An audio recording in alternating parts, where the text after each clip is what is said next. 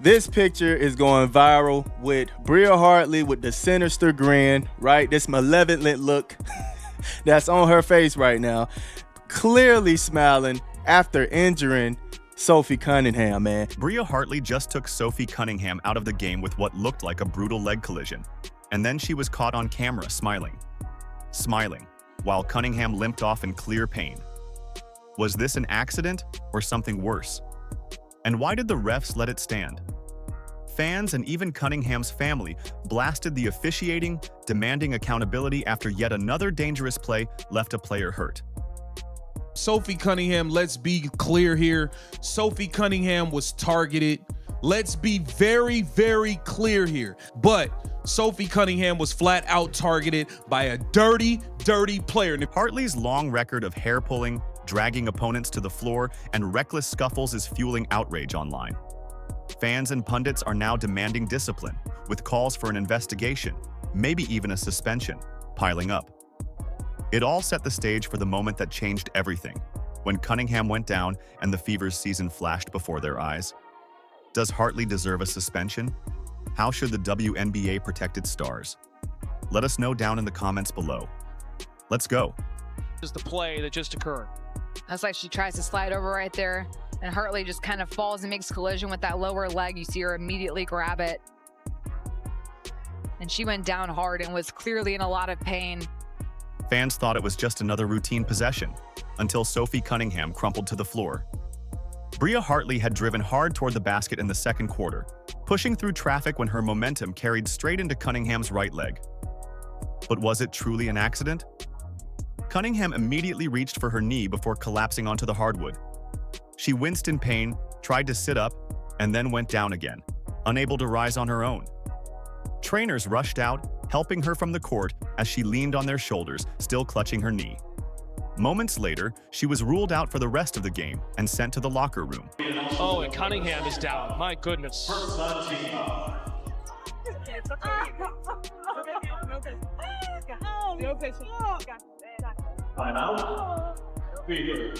Should be.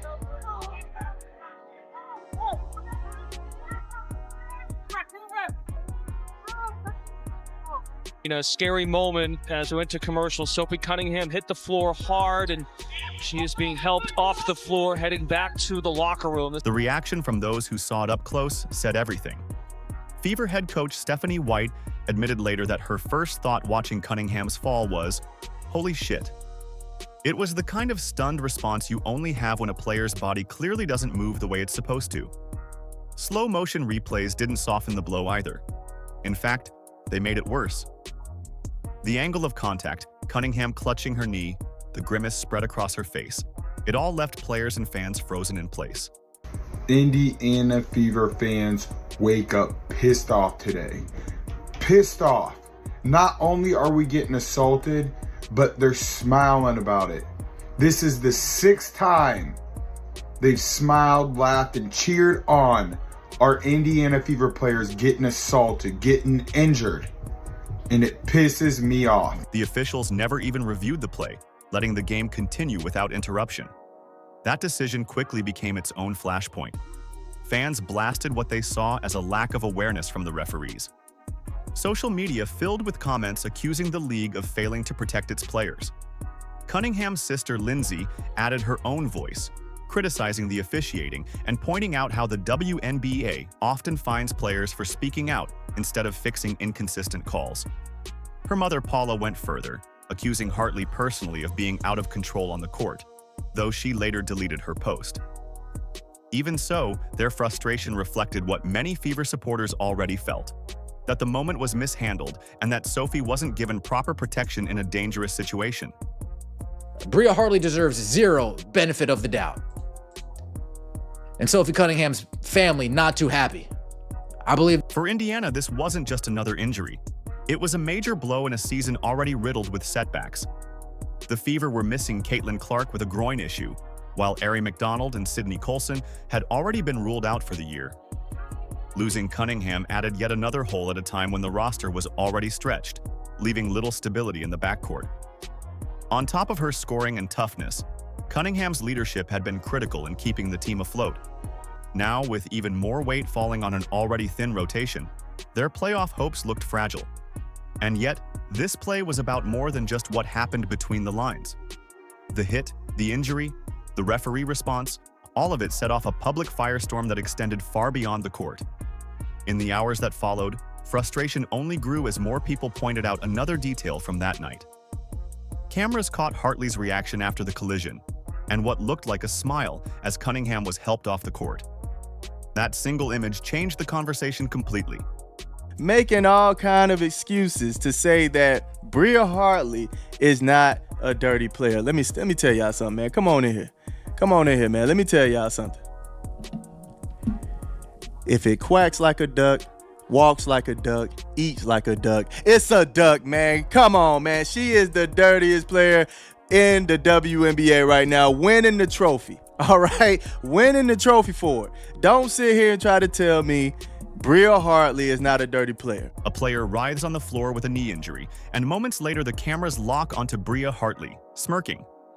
That single image, broadcast in real time and clipped seconds later, became the centerpiece of the controversy. Fans seized on it immediately. To them, this wasn't just a moment of bad optics. It looked like Hartley laughing as Sophie Cunningham was helped off the court, and that struck a nerve across every corner of social media. Listen, Sophie Cunningham was targeted, y'all.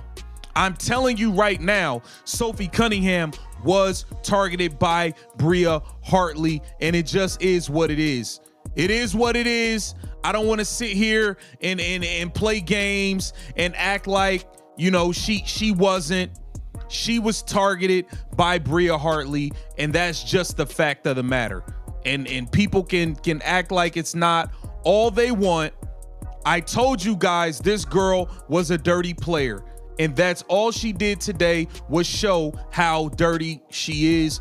What had already been a heated debate over a reckless collision now had its face. Hartley's grin at the exact moment emotions were rawest. For fans already convinced the play looked intentional, the smirk felt like confirmation. That's the crucial turning point, because it turned suspicion into outrage, and suddenly the collision wasn't just an ugly foul. It was the tipping point for a narrative about accountability. Now look, you can tell Bria Hartley, in my opinion, she launched herself into her knee. She did. And I've seen some of the reaction online, and guys, it's despicable. It really is. There's a lot of people celebrating this injury. And guess what? You can imagine who it is. It's members of the old WNBA fandom, the ones that root for Paige Beckers and Angel Reese and Asia Wilson and all the usual damn suspects. The context around Hartley made that clip sting even harder. If this were another player with a clean reputation, maybe the reaction softens. People might chalk it up to adrenaline, frustration, or a misread frame. But Hartley's highlight reel already carries baggage, and fans dug it all back up. Earlier this year, she was caught on camera yanking Angel Reese's hair during a rebound, sparking fury on both benches. In another game, she got into a scuffle with Rebecca Allen that led to her ejection. Atkins, 7 to shoot. Cardoso rolls, catch. Cardoso over the top, can't get it. Reese fights for the rebound, and a foul, and this time gets a little chippy, and a shove on Nelson Adota. And listen, this arena, typically we'll see some ringside fights, and Charles this time trying to fight through the official, points a long finger. And as both teams walk to their respective corner. But we mentioned the physicality and that last possession, the contact being let go. This time, I think it was accidental by Hartley. And then Reese just with a big reaction.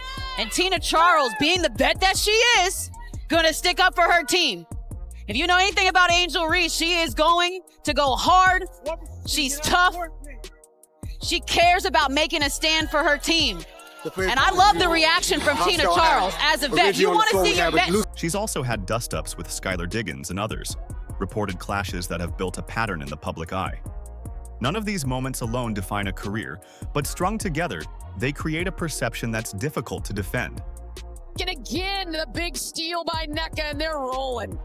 Diggins has it, and the frustration foul by... So when clips of her laughing after Cunningham's injury resurfaced, people didn't see it as an isolated incident. They lined it up with those earlier confrontations and painted a bigger picture. Hartley as a repeat offender, someone who crosses a line too often.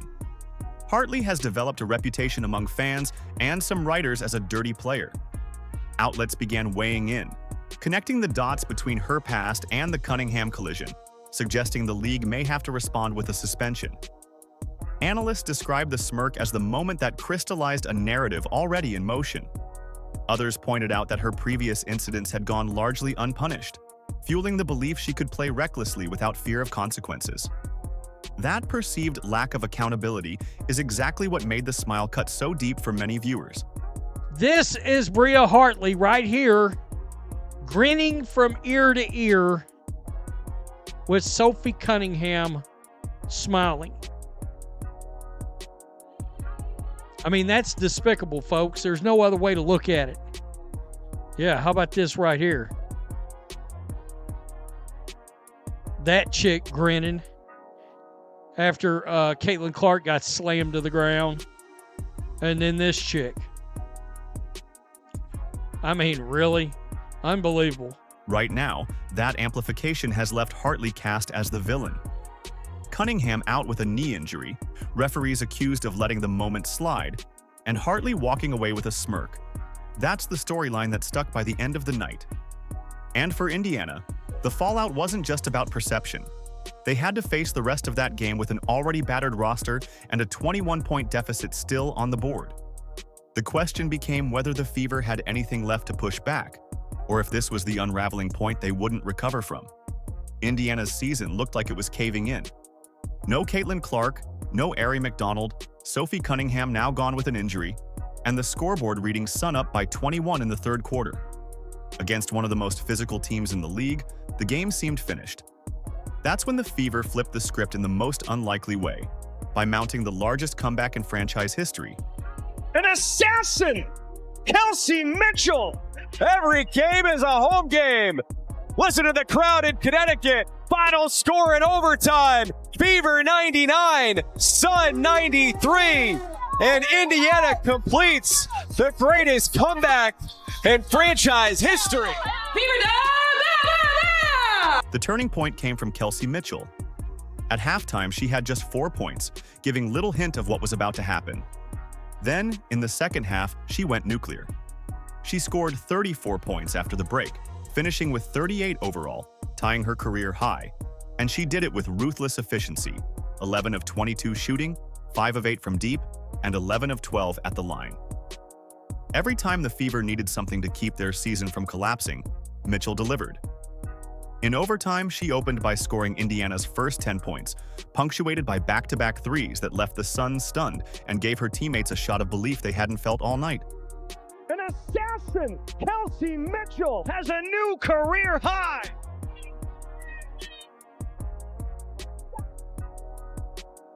Backdoor Mitchell, bouncing in the paint for 2.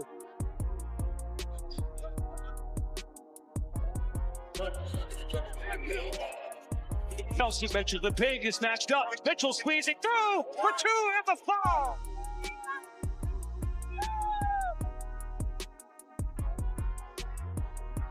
Fouls on the other end. It's Mitchell watching it and connecting. But Mitchell wasn't the only one carrying the weight. Aaliyah Boston anchored the front court with a double-double. 14 points, 13 rebounds, plus 5 assists, 2 steals, and 2 blocks. Against Connecticut's bruising front line, her control on the glass was critical. Each rebound created another possession.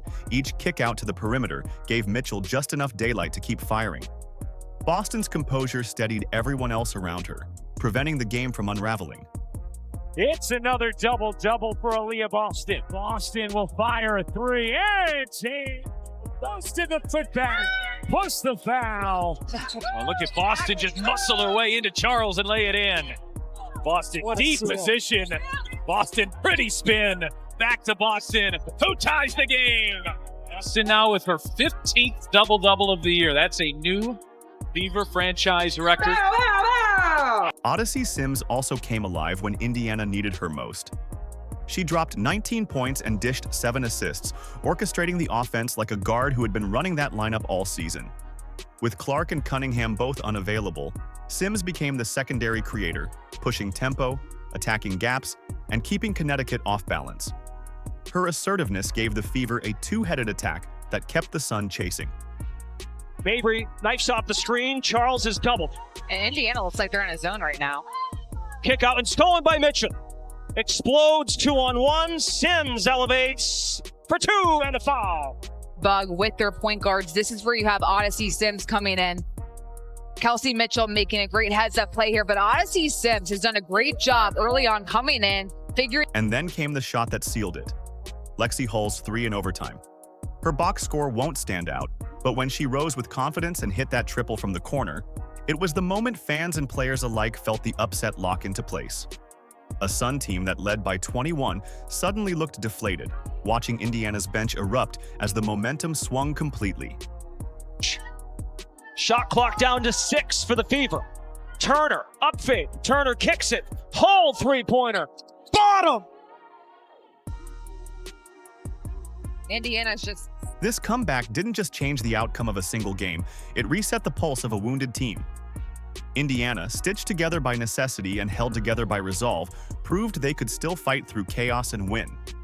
Mitchell's career night will live in highlight reels, but the collective grit from Boston, Sims, and Hull kept the rally alive and pushed the Fever to one of the most memorable wins in team history. And when it was finally over, after the handshakes and the cameras faded, the weight of what they had pulled off was waiting in the place where no broadcast could capture it, the locker room. I'm so proud of you. I'm proud of you too. I'm so proud of you guys.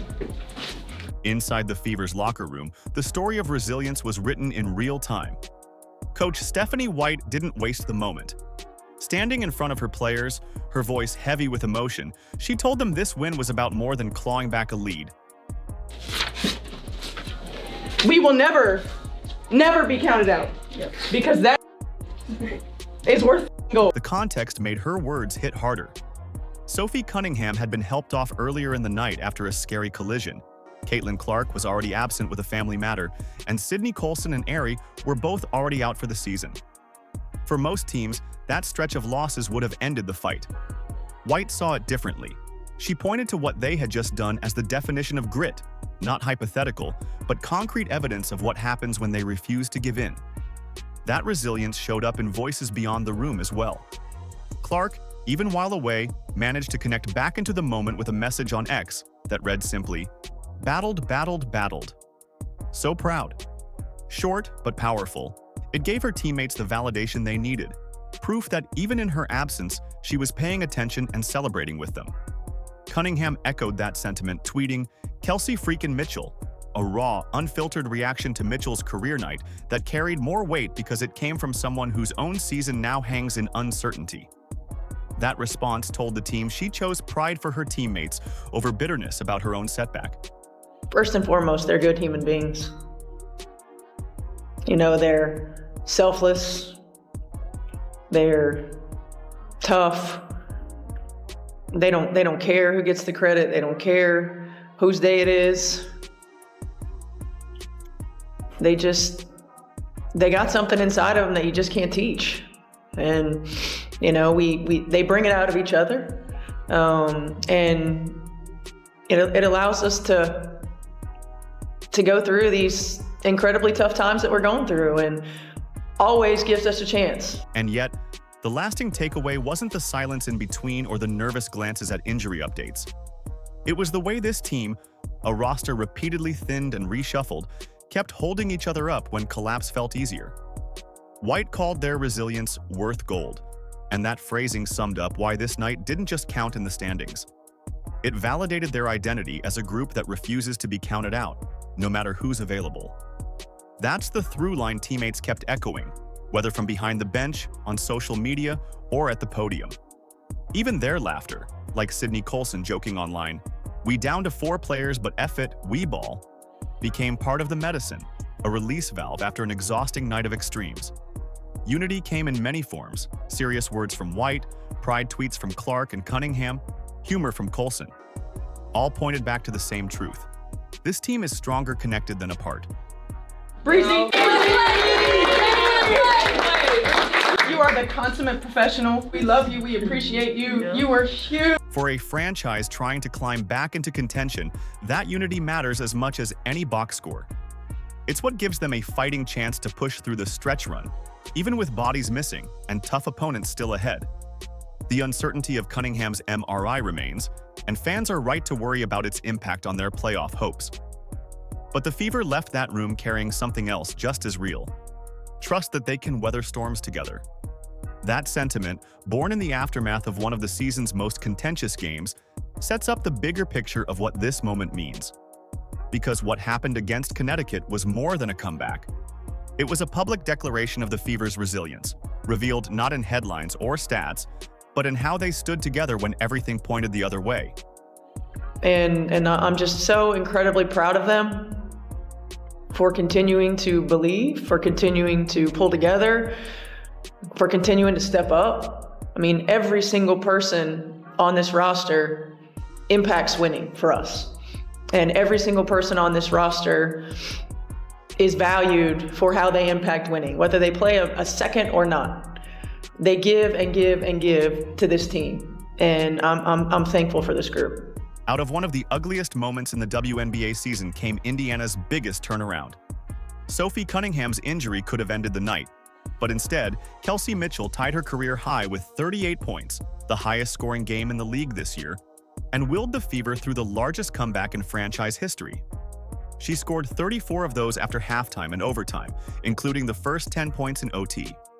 The incident has intensified calls for the league to act. Fans, family, and media are demanding accountability, with a suspension looming. So what do you think? Should Hartley face suspension, and how should the WNBA protect players better? Let us know down in the comments below. Like, subscribe, and turn on all notifications so you never miss out. Click the video on the screen, and we will see you in the next one.